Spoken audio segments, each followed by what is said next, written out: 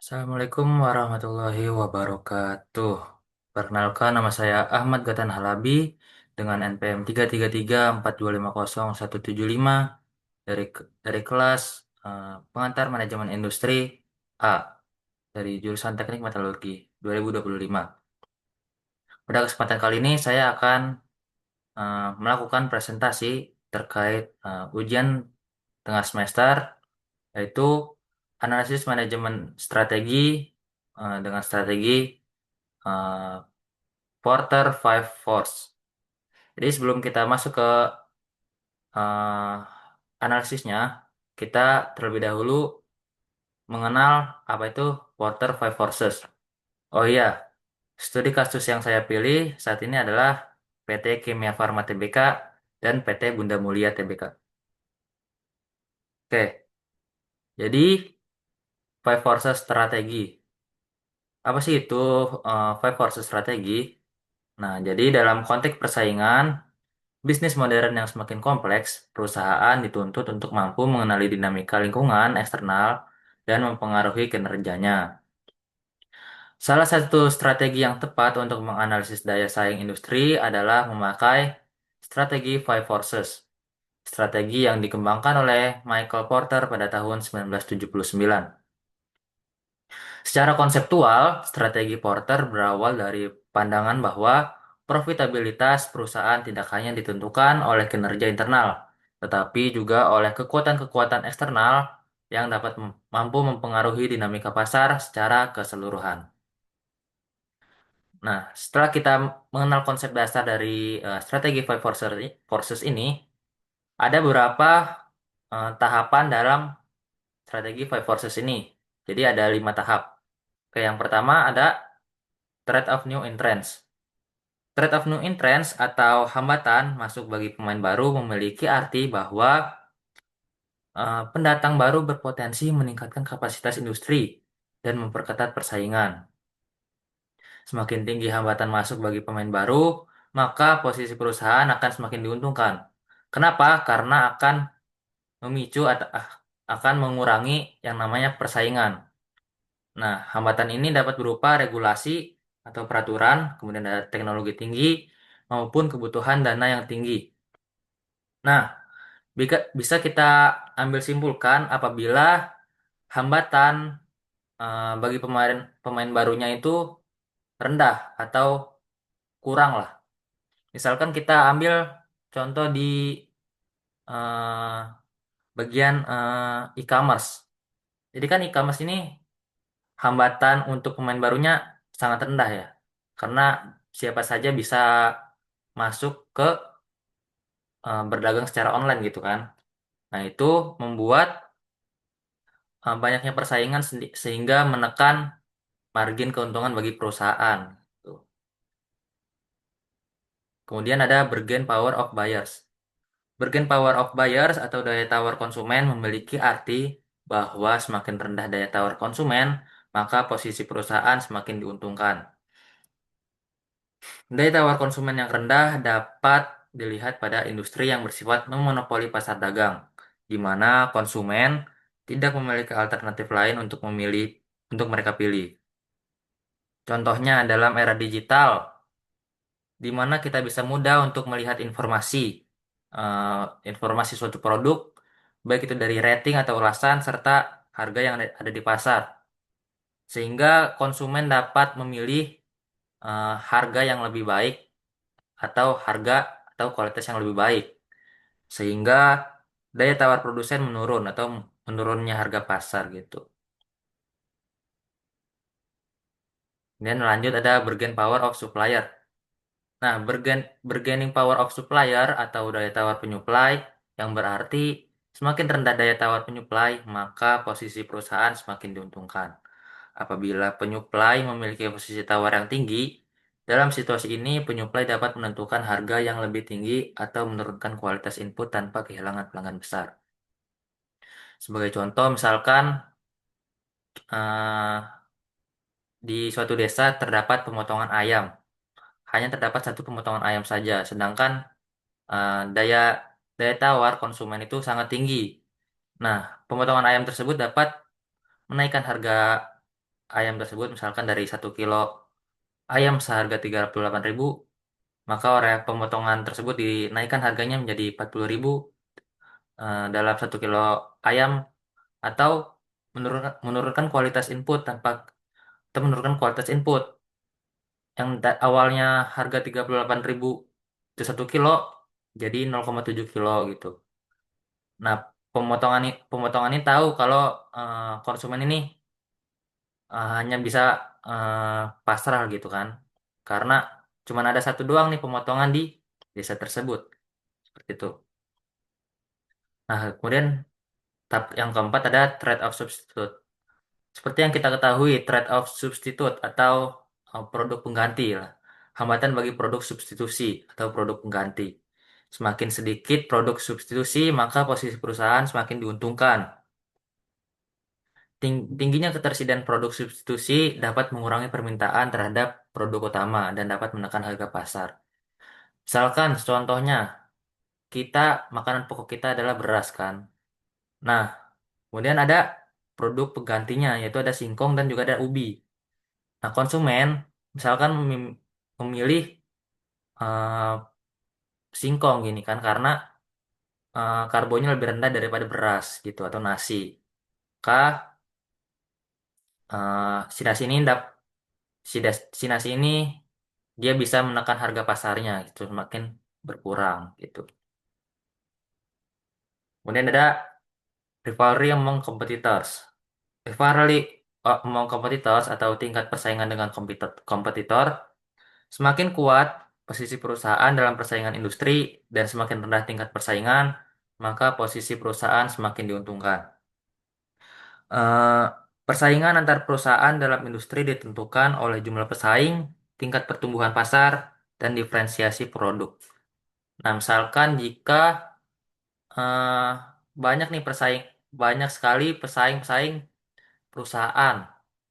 Nah, tapi perusahaan kita eh, sangat kuat lah di misalkan dalam bidang industri tersebut. Nah, itu kita masih aman kecuali eh, kita belum menjadi saingan yang kuat gitu. Maka kita perlu bebenah agar menjadi fondasi yang kuat gitu. Jika banyak perusahaan bersaing di pasar yang pertumbuhannya lambat, maka intensitas kompetisi meningkat, seringkali memicu perang, harga, dan inovasi cepat. Jadi ini persaingan ini penting ya untuk yang namanya perusahaan untuk berinovasi ya. Cuman kalau apabila persaingan yang dilakukan dalam pertumbuhan pasarnya yang lambat, maka intensitas persaingan akan meningkat lah sehingga memicu yang namanya perang perang harga gitu.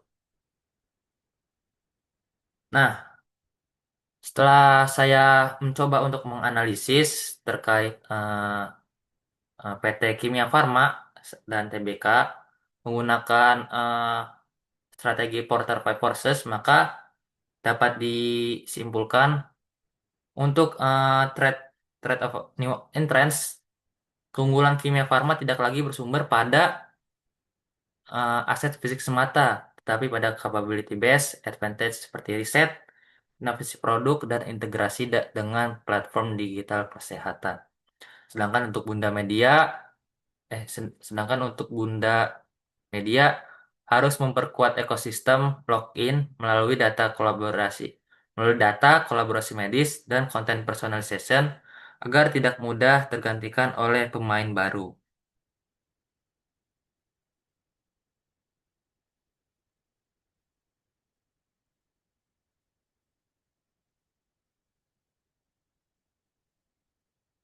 Kemudian untuk bargain power of buyers, Kimia Farma harus melakukan value differentiation, misalnya dengan inovasi produk fitofarmaka atau layanan farmasi klinis, bukan sekedar bersaing dalam harga. Sedangkan untuk PT Bunda Medica perlu meningkatkan user engagement melalui kredibilitas konten berbasis evidence dan interaktivitas, bukan hanya jumlah artikel. Kemudian dalam bargain power of supplier di sini Bagi Kimia Farma, melakukan integrasi vertikal hulu dengan cara membangun industri bahan baku domestik, serta menjalin kemitraan strategis secara jangka panjang. Sedangkan untuk Bunda Medica, perlu mengembangkan in-house data center atau diversifikasi platform agar tidak rentan secara struktural. Untuk yang keempat, Kimia Farma tetap berorientasi pada model farmasi konvensional, maka daya saing jangka panjang akan menurun. Perusahaan perlu memperluas lini bisnis menuju integrated healthcare. Terus untuk keunggulan Bunda Medica sendiri harus terletak pada validasi ilmiah dan kepercayaan publik, bukan sekedar kecepatan informasi. Dan yang terakhir, industri farmasi domestik sangat kompetitif untuk saat ini dengan pemain besar seperti Kalbe Farma, terus ada Dexa Medica, dan ada Sanbe Pharma. Nah, untuk Kimia Farma sendiri memiliki keunggulan distribusi dan status sebagai BUMN. Namun kelemahannya ada pada efisiensi produksi dan kecepatan inovasi. Nah, sedangkan untuk Bunda Medica perlu memposisikan diri secara niche, misalnya fokus pada edukasi medis berbasis penelitian lokal. Seperti itu. Nah, kemudian eh, untuk laporan laba rugi dan neraca PT Kimia Farma. Nah, di sini saya mengambil data di tahun 2023. Jadi untuk laporan laba rugi dan penghasilan komprehensif lain konsolidasian, di sini tertera pada tahun 2022 eh, laba laba bruto yang dihasilkan oleh Kimia Farma bernilai 3.778.425.700 rupiah. Nah, sedangkan untuk laba bruto pada tahun 2023 berjumlah sekitar 3.150.850.820 rupiah. Kemudian ada laba rugi usaha pada tahun 2022 berjumlah 490.048.311 rupiah. Sedangkan untuk 2023 berjumlah 1.570.247.111 rupiah. Kemudian ada rugi sebelum pajak pada tahun 2022. 2022 senilai 16.393 juta 16.393.644 rupiah. Sedangkan untuk 2023 2.167.614.574 rupiah. Kemudian untuk rugi tahun berjalan dari operasi yang dilanjutkan senilai pada tahun 2022 senilai 110.568.347 rupiah. Sedangkan untuk pada tahun 2023 berjumlah 101.802.044.077 rupiah. Untuk rugi tahun berjalan eh, dari operasi yang dihentikan senilai pada tahun 2022 senilai 126.024.418 rupiah. Untuk 2023 senilai 1.821.483.017 rupiah. Nah, lanjut ke jumlah laba rugi komprehensif tahun berjalan pada 2022 senilai 130.240.655 rupiah, dan sedangkan tahun 2023 senilai 1.825.401.113 rupiah. Kemudian di sini ada eh, jumlah laba tahun berjalan senilai 126.024.418 rupiah pada tahun 2022. Sedangkan pada tahun 2023 senilai 1.821.483.017 rupiah. Kemudian ada jumlah laba komprehensif tahun berjalan senilai 130.240.655 pada tahun 2022. Dan pada tahun 2023 senilai 1.825.401.113 rupiah. Kemudian ada jumlah laba rugi komprehensif yang diatribusikan kepada pemegang saham. Pada tahun 2022 senilai 112.483.906 rupiah, sedangkan pada tahun 2023 senilai 1.488.342.348 rupiah. Nah, jadi itu laporan laba rugi dari PT Kimia Farma. Selanjutnya ada laporan arus kas. Jadi di sini arus kas dari aktivitas operasi pada tahun 2022 senilai 403.338.511 rupiah. Dan untuk tahun 2023 senilai 364.575.420 rupiah. Untuk aktivitas investasi senilai 429.388.840 rupiah pada tahun 2022. Sedangkan pada tahun 2023 senilai 722.500.500.590 rupiah. Kemudian ada aktivitas pendanaan senilai 1.459.137.642 rupiah pada tahun 2022. Sedangkan pada tahun 2023 senilai 272.027.308 rupiah. Kenaikan atau penurunan kas dan setara kas nilai 1.433.087.313 rupiah pada tahun 2022. Pada tahun 2023 senilai 1.359.103.318 rupiah. Dampak dari perubahan kurs terhadap kas dan setara kas nilai 1.506.222 rupiah pada tahun 2022. Sedangkan pada tahun 2023 senilai 700.722 rupiah. Kas dan setara kas awal tahun pada tahun 2022 senilai sebesar 748.481.112 rupiah. Pada tahun 2023 senilai sebesar 2.191.174.648 rupiah. Nah, untuk kas dan setara kas akhir tahun pada tahun 2022 sebesar 2.191.074.648 rupiah. Sedangkan pada tahun 2023 sebesar 832.672.052 rupiah. Nah, itu tadi adalah laporan neraca dari PT Bunda PT Kimia Farma. Selanjutnya ada PT Bunda Media. Nah, di sini ada laporan laba rugi dan penghasilan komprehensif pada PT Bunda Media Tbk. Jadi, eh, laba bruto yang dihasilkan pada tahun 2022 dan pada data 2023.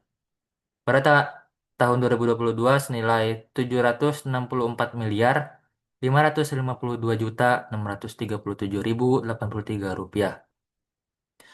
Sedangkan pada tahun 2023 senilai 695 miliar 812.877.111 rupiah. Kemudian laba sebelum pajaknya sejumlah 176 miliar 790.020.111 rupiah pada tahun 2022. Pada tahun 2023 sebesar 40 miliar 323.055.724 rupiah. Kemudian beban pajak penghasilan sebesar 47 miliar 858.164.349 rupiah pada tahun 2022. Pada tahun 2023 sebesar 40 miliar 323.055.724 rupiah. Maaf, sebesar 20 miliar 93.626.876 rupiah. Kemudian untuk laba tahun berjalan pada tahun 2022 sebesar 128 miliar 931.855.662 rupiah. Pada tahun 2023 sebesar 16 miliar 229.428.848 rupiah. Terus ada penghasilan komprehensif lain sebesar 9.515.363.803 rupiah pada tahun 2022 dan pada tahun 2023 besar 2.878.886 2.878.886.693 Kemudian ada jumlah laba komprehensif tahun berjalan pada tahun 2022 sebesar 123.123.516.052 rupiah. Pada tahun 2023 sebesar 17.310.835.203 rupiah. Kemudian ada eh, laba tahun berjalan yang dapat diatribusikan kepada berjumlah 128.931.855.662 rupiah pada tahun 2022 dan pada tahun 2023 sebesar 16.229.428.848 rupiah.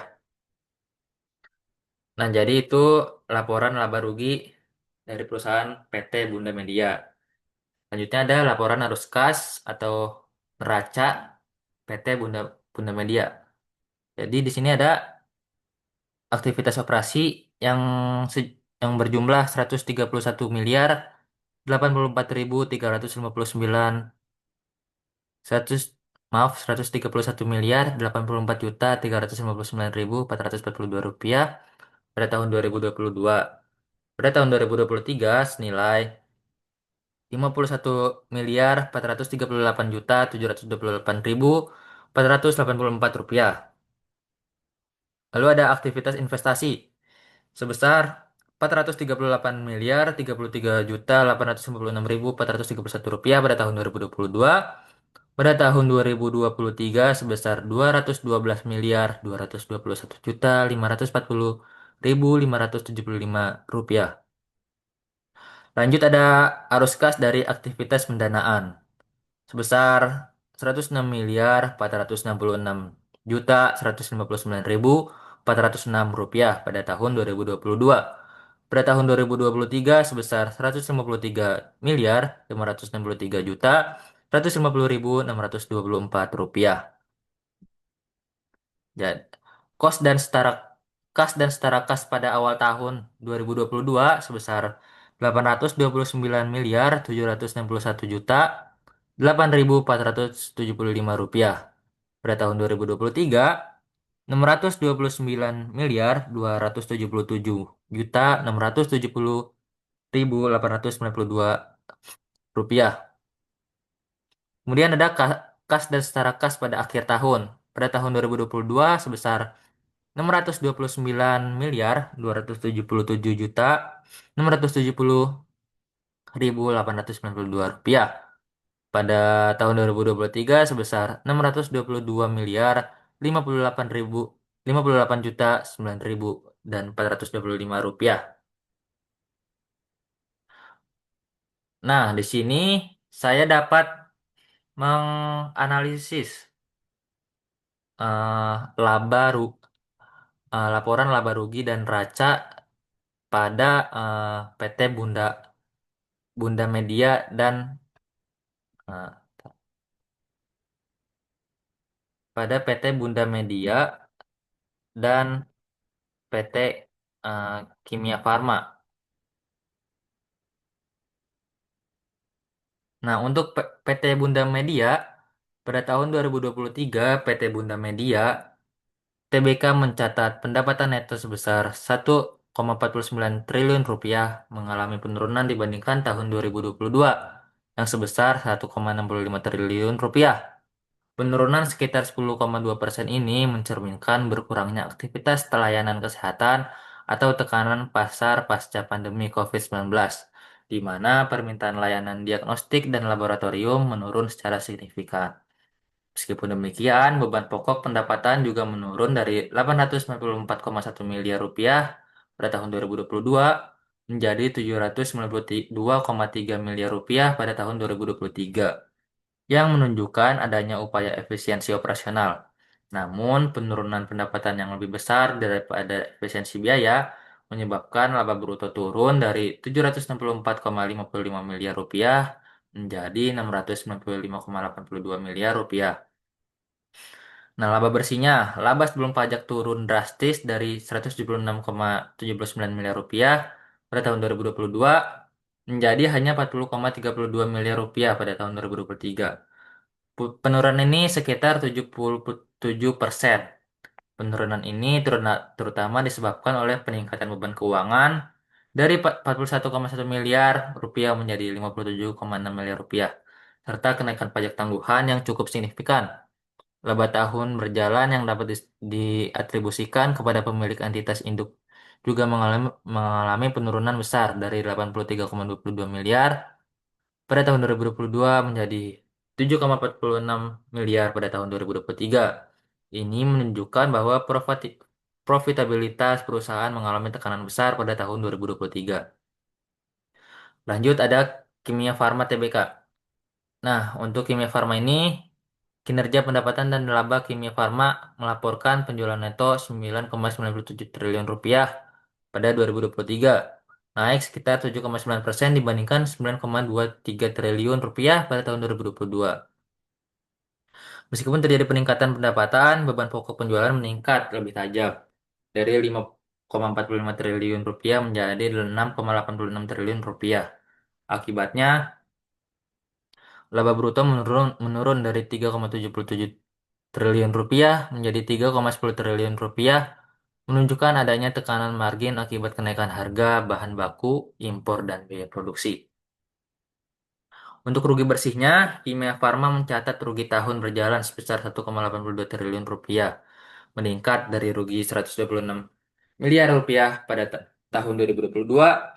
Penurunan kinerja ini terutama disebabkan oleh beban usaha yang sangat besar, kemudian meningkat dari 3,44 triliun rupiah pada 2022. Lalu ada beban keuangan yang naik menjadi 622,82 miliar rupiah. Lalu ada efek nilai tukar negatif sebesar 2,04 miliar rupiah. Kondisi ini menandakan masalah struktural dalam efisiensi operasional dan pembiayaan, termasuk tingginya leverage perusahaan. Nah, untuk analisis neracanya, pada Bunda Media TBK itu adalah pada arus kas dari aktivitas operasi terdapat penurunan signifikan pada arus kas bersih dari aktivitas operasi dari 131,808 miliar rupiah pada tahun 2022 menjadi hanya 51,43 miliar rupiah pada tahun 2023. Ini mencerminkan penurunan kemampuan perusahaan menghasilkan kas dari kegiatan inti. Penurunan ini paralel dengan turunnya laba bersih. Untuk arus kas dari aktivitas operasi Kimia Farma sendiri mencatat arus kas operasi negatif sebesar 364,57 miliar pada 2023 dibandingkan arus kas positif 403,33 miliar rupiah di tahun 2022. Kondisi negatif ini menandakan lemahnya kemampuan perusahaan menghasilkan kas dari aktivitas inti yang sejalan dengan laporan rugi bersih. Kemudian untuk arus kas dari aktivitas investasi. Untuk PT Bunda Media, arus kas investasi menunjukkan defisit lebih besar pada 2023, yaitu 212,22 miliar dibandingkan 2002 sebesar 48,3 miliar. Untuk arus kas dari aktivitas investasi Kimia Farma, arus kasnya negatif 722,50 miliar rupiah, meningkat dari tahun sebelumnya 429,38 miliar rupiah. Pengeluaran besar berasal dari perolehan aset tetap 741,59 miliar rupiah. Kemudian arus kas dari aktivitas pendanaan pada PT Bunda Media sendiri mencatat arus masuk 183,56 miliar rupiah pada 2023, lebih kecil dari tahun 2022 sebesar 106,46 miliar rupiah. Pada Kimia Farma, arus kas dari aktivitas pendanaan Seba- Kimia Farma menutup sebagian defisit kas operasi dengan pendanaan eksternal. penerimaan pinjaman jangka pendek 15,68 triliun rupiah, dan pembayaran utang 15,15 triliun rupiah. Namun total arus kas dari aktivitas pendanaan tetap negatif besar 272,03 miliar rupiah. Nah, jadi segitu saja tugas saya dalam ujian tengah semester ini. Terima kasih apabila ada kurang atau salah dalam penyebutan kata, mohon dimaafkan. Sekian dari saya, wabillahi taufiq wal hidayah. Wassalamualaikum warahmatullahi wabarakatuh.